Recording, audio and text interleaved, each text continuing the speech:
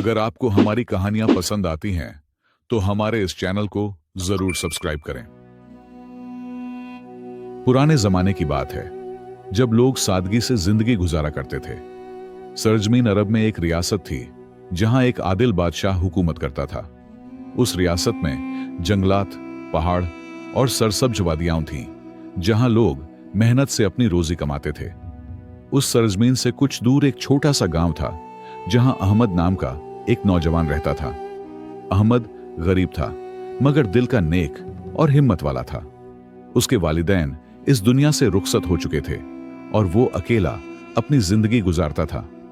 अहमद के पास ज्यादा सामान तो नहीं था, बस एक छोटा सा घर, कुछ बर्तन, थोड़े कपड़े और एक पुराना घोड़ा था जो उसका साथी बन चुका था।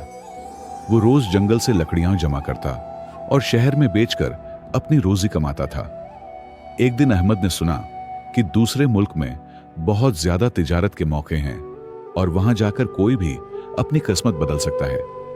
उसने सोचा क्यों ना अपनी किस्मत आजमाई जाए और उस मुल्क का सफर किया जाए। अहमद ने अपना छोटा सा झोंपड़ी नुमा घर बेच दिया, कुछ जरूरी सामान खरीदा और सफर की तैयारी शुरू कर दी। गांव के लोगों ने उसे समझाने की कोशिश की कि यह सफर खतरनाक है, मगर वो अपने इरादे पर कायम रहा और कहा, अल्लाह पर भरोसा करता हूं। सफर शुरू करने से एक रात पहले अहमद ने ख्वाब में देखा कि एक नूरानी चेहरे वाला शख्स उससे कह रहा है, बेटे, नेकी करना कभी मत भूलना, क्योंकि अल्लाह ताला कभी किसी की नेकी जाया नहीं करते।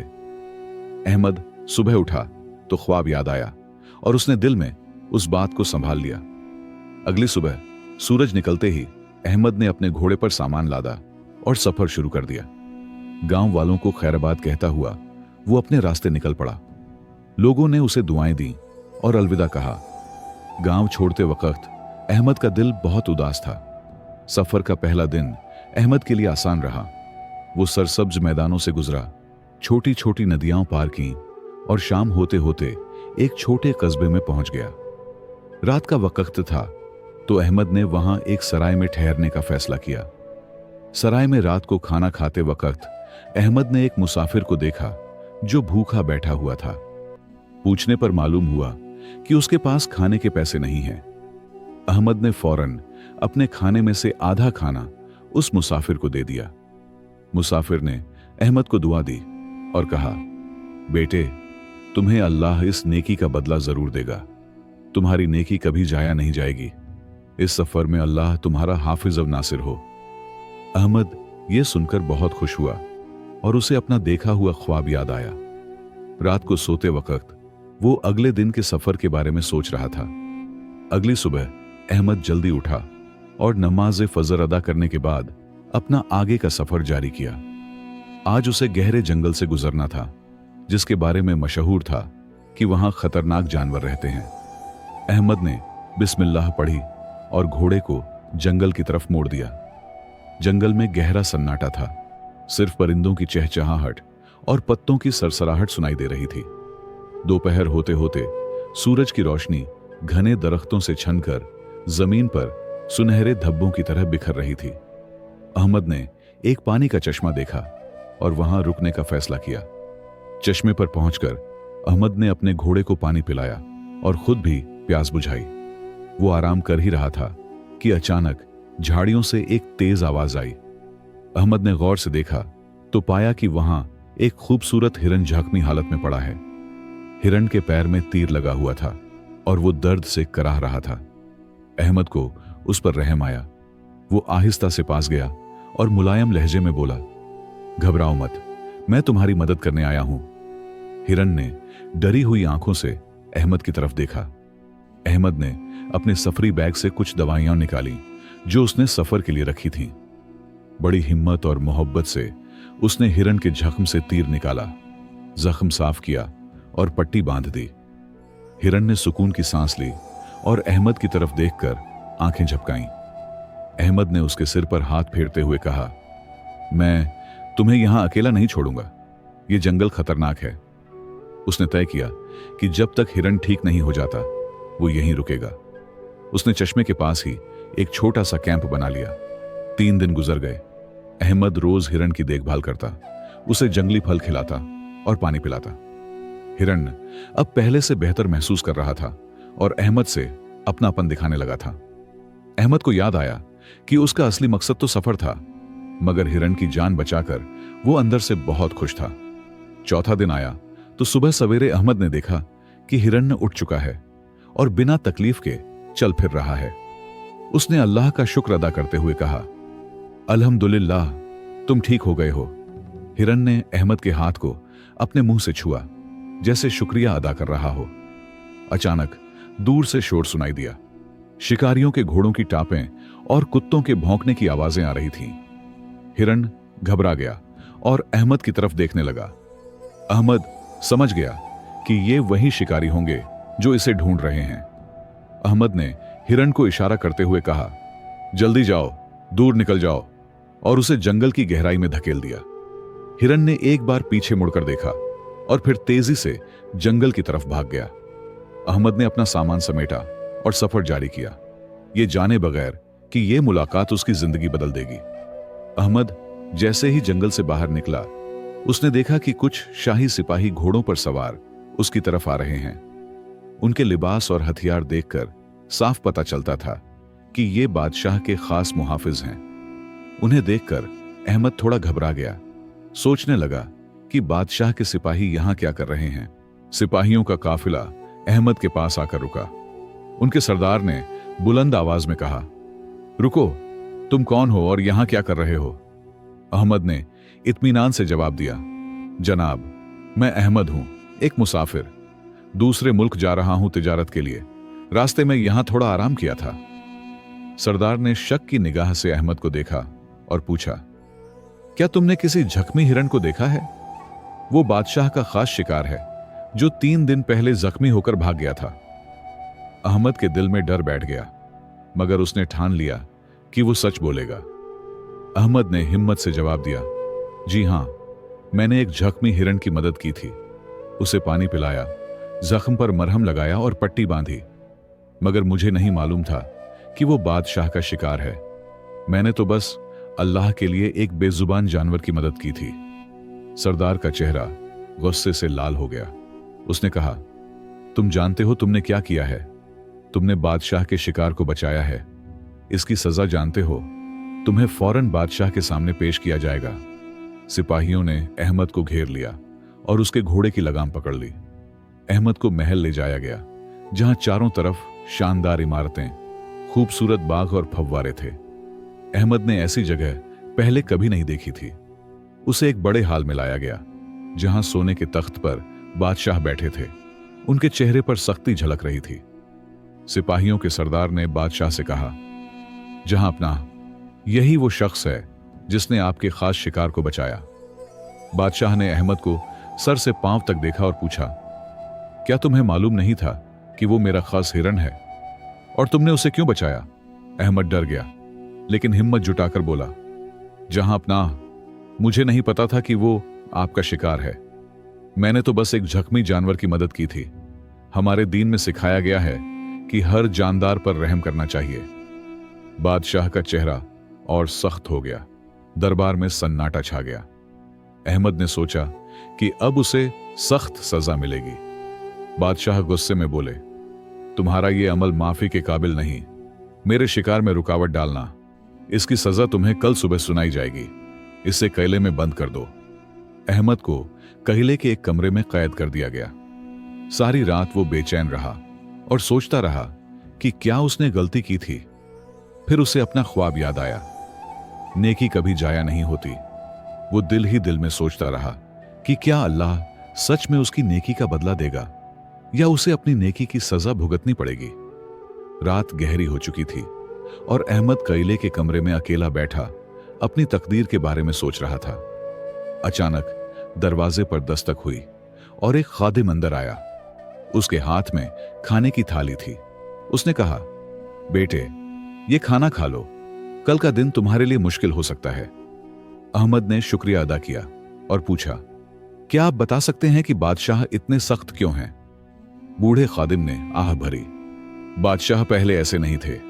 उनकी बेटी बहुत बीमार है, कोई इलाज काम नहीं कर रहा, इसलिए वो हर वक्त परेशान रहते हैं। अफसोस की बात है, अहमद ने कहा। मैं उनकी बेटी के लिए दुआ करूंगा। खादिम ने अहमद की तरफ देखा और बोला, तुम अच्छे इंसान लगते हो, इसलिए मैं तुम्हें एक बात बताता हूं। अहमद ने दिलचस्पी से पूछा, क्या बात है? खादिम ने कहा, बादशाह ने उस हिरण को पकड़ने का हुक्म इसलिए दिया था क्योंकि एक हकीम ने कहा था कि उसके सींग से दवा बन सकती है। बादशाह अपनी बेटी के इलाज के लिए उसे पकड़ना चाहते थे। अहमद परेशान हो गया, मगर मैंने तो उसे जाने दिया।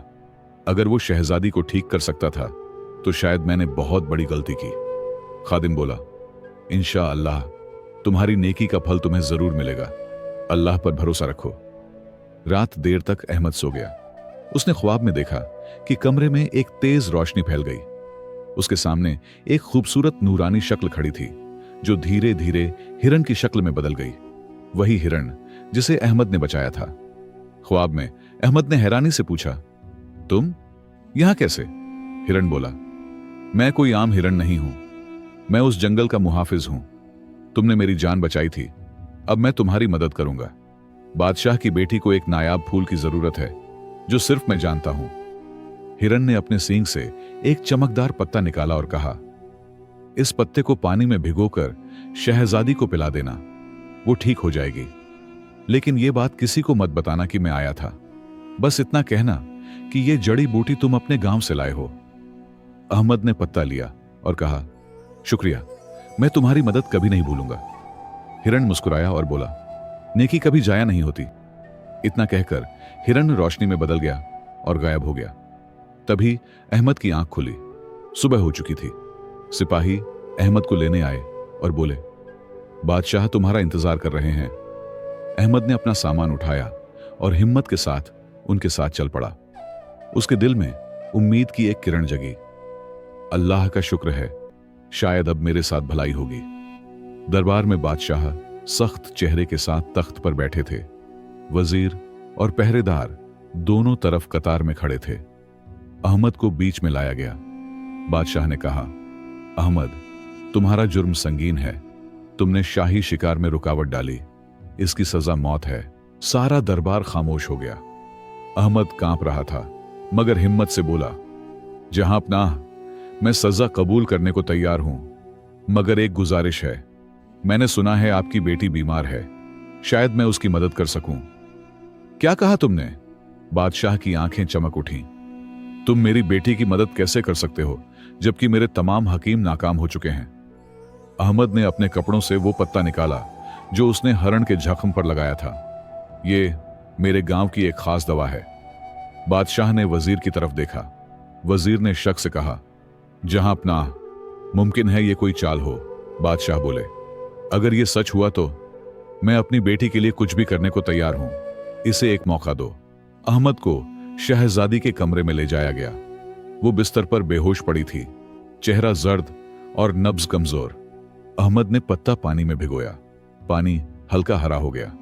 उसने बादशाह की इजाजत से वो पानी शहजादी के होंठों पर लगाया और कुछ बूंदें पिला दी। कुछ लम्हों के लिए कमरा खामोश रहा। सबकी निगाहें शहजादी पर थीं। अचानक उसके होंठों में हरकत हुई, आंखें खुली, रंगत वापस आने लगी। उसने धीमी आवाज में कहा, अब्बू जान। बादशाह की आंखों में आंसू आ गए और वो दौड़कर बेटी को गले लगा लिया। मेरी बेटी, तुम ठीक हो गई, बादशाह ने खुशी से कहा। फिर अहमद की तरफ देखा। तुमने मेरी बेटी को जिंदगी दी है। मैं तुम पर जुल्म करने वाला था। बताओ, क्या चाहते हो बदले में? सोना, चांदी, जागीर? अहमद ने सिर झुकाकर कहा, जहांपनाह, मुझे कुछ नहीं चाहिए। बस मुझे मेरा सफर जारी रखने की इजाजत दीजिए। मुझे खुशी है कि शहजादी ठीक है। बादशाह हैरान हुए। ऐसा इंसान मैंने पहली बार देखा जो नेकी के बदले में कुछ नहीं मांगता। बादशाह बोले, अहमद, तुमने मेरी आंखें खोल दी। मैंने शिकार में हरण को जख्मी किया था, तुमने उसे बचाया। मैं तुम्हें सजा देने जा रहा था और तुमने मेरी बेटी को बचा लिया। अब मैं समझा हूं कि नेकी कभी जाया नहीं होती। बादशाह ने ऐलान किया, अहमद, तुम आजाद हो, मगर मैं चाहता हूं कि तुम मेरे दरबार में रहो, मेरे मुशीर बनो। अहमद कुछ पल सोच में पड़ा, फिर मुस्कुराकर हामी भर दी। शायद यही उसका मुकद्दर था। दरबार में खुशी की लहर दौड़ गई। 1 साल बीत गया। अहमद अब बादशाह का करीबी मुशीर बन चुका था। उसने बादशाह को मशवरा दिया कि जंगलों की हिफाजत की जाए, गरीबों की मदद की जाए और अदल व इंसाफ कायम किया जाए। बादशाह ने उसकी बातें मान ली और पूरी रियासत में खुशहाली छा गई। अहमद के मशवरे से रियासत में तरक्की हुई, किसान खुशहाल हुए और लोग उसे इज्जत से देखते थे। बादशाह उसे अपने बेटे की तरह मानने लगे थे। कई बार अहमद सोचता, अगर वो उस सफर पर न निकला होता तो जिंदगी कैसी होती। एक दिन अहमद ने बादशाह से अर्ज की, जहां अपना मैं अपने गांव जाना चाहता हूं ताकि वहां भी खुशहाली ला सकूं। बादशाह मुस्कुराए, जरूर जाओ अहमद, मगर लौट आना, क्योंकि अब तुम हमारी जिंदगी का हिस्सा हो। बादशाह ने उसे ढेरों तोहफे देकर रवाना किया। जब अहमद अपने गांव पहुंचा तो लोग हैरान रह गए। जो कभी सादा मुसाफिर था, अब शाही लिबास में लौटा था। अहमद ने सबको अपनी कहानी सुनाई। मैंने बस एक छोटी सी नेकी की थी और देखो अल्लाह ने मुझे कितना नवाजा। उसने बादशाह के दिए हुए माल से गांव में एक बड़ा कुआं बनवाया, मस्जिद की मरम्मत करवाई और गरीबों की मदद की। लोग उसे दुआएं देने लगे। 3 दिन गांव में रुकने के बाद वो वापस महल की तरफ निकल पड़ा। रास्ते में उसे वही जंगल मिला जहां उसने हरण की मदद की थी। वो उसी चश्मे पर रुका, पानी पिया और चारों तरफ देखा। अचानक उसे एहसास हुआ कि कोई उसे देख रहा है।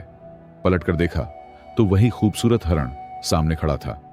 अहमद ने मुस्कुराते हुए उसके सर पर हाथ फेरा और कहा, तुम फिर मेरी जिंदगी में आए हो। बेशक ये अल्लाह की तदबीर है और वो सबसे बेहतरीन तदबीर करने वाला है। उसने आगे कहा, मुझे अब पूरा यकीन है कि नेकी कभी जाया नहीं होती। जो इंसान नेक काम करता है वो कभी नाकाम नहीं होता, चाहे नतीजा देर से मिले, मगर अल्लाह हर नेकी का बदला जरूर देता है। हरण ने अपने सिंग जमीन पर लगाए, जैसे कुछ कह रहा हो। अहमद ने सिर झुका लिया और खामोश मुस्कुरा दिया। वो जानता था कि यह अल्लाह की तरफ से एक इशारा है। अहमद फिर दरबार लौटा और बादशाह के साथ मिलकर अदल व इंसाफ से हुकूमत चलाने लगा। रियासत में फिर अमन, बरकत और नेकी की रोशनी फैल गई। इस कहानी से हमें कई अहम सबक मिलते हैं। नेकी कभी जाया नहीं होती। अहमद ने हिरण की मदद की और बाद में अल्लाह ने ख्वाब के जरिए उसे रास्ता दिखाया। कभी कभी नेकी का फल फौरन नजर नहीं आता, लेकिन देर सवेर जरूर मिलता है। अल्लाह ताला हर नेकी का बदला देता है, कभी कभी ऐसे तरीकों से जिनका हम तसव्वुर भी नहीं कर सकते। अहमद ने तो कभी सोचा भी नहीं था कि एक जख्मी हिरण की मदद करना उसे बादशाह का मुशीर बना देगा। खालिस नियत से की गई मदद कभी बेकार नहीं जाती। अहमद ने बिना किसी फायदे की उम्मीद के हिरण की मदद की और यही अमल उसकी जिंदगी का मोड़ बन गया। हमें हर जानदार पर रहम करना चाहिए, चाहे वो कितना ही छोटा या गैर रहम क्यों न लगे। दूसरों की तकलीफ कम करने से हमारा अपना मुकाम बुलंद होता है। मुश्किल हालात में भी सच्चाई और ईमानदारी का दामन नहीं छोड़ना चाहिए। इस्लामी तालीमात हमें यही सिखाती हैं कि नेकी करते रहो बिना किसी बदले की उम्मीद के। अल्लाह ताला हर अमल को देखता है और अच्छे अमाल का बदला जरूर देता है, चाहे इस दुनिया में या आखिरत में। दोस्तों, जैसा कि मैंने पिछली वीडियो में आपसे इस चैनल को सब्सक्राइब करने के लिए कहा था, आप सबका दिल से बहुत बहुत शुक्रिया। आप लोगों की बदौलत हमारे इस चैनल पर 300 सब्सक्राइबर पूरे हो गए हैं। ऐसे ही अपना प्यार और सपोर्ट बनाए रखिए। अल्लाह आप सबको खुश रखे, आमीन। और जल्दी से हमारे इस चैनल को 1000 सब्सक्राइबर तक पहुंचा दीजिए। आपका सपोर्ट मेरे लिए बहुत कीमती है। अल्लाह आप सबको हमेशा खुश रखे, सेहतमंद रखे, आप पर और आपके घर वालों पर अपनी रहमत बरसाए और आपकी जिंदगी में बरकत अता करे। आपका हर एक लाइक और सब्सक्रिप्शन हमारे लिए मोटिवेशन है कि हम आपके लिए और भी अच्छी और दिलचस्प इस्लामी कहानियां लाते रहें। अल्लाह आपको हर मुश्किल से बचाए और आपकी हर दुआ कबूल करे। बहुत बहुत शुक्रिया दोस्तों, इतना सपोर्ट करने के लिए। मिलते हैं एक और कहानी के साथ। तब तक के लिए अल्लाह हाफिज।